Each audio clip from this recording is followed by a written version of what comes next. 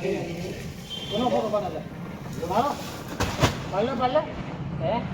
500 ની છે હે કાકા ખાતરના કેટલા લીધા ખાતરના કેટલા લીધા કેટલા લીધા ખાતર 350 હે 350 350 ને સરકારે ધારાધોરણ મુજબ કેટલો આપવાનો હોય છે હા આનો હા કેટલા 270 ખેડૂત પાસેથી કેટલા લીધા કાકા હે કેટલા લીધા પૈસા નથી લીધા કાકા બોલે છે ને 370 લીધા ને ના ના તો કેટલા લીધા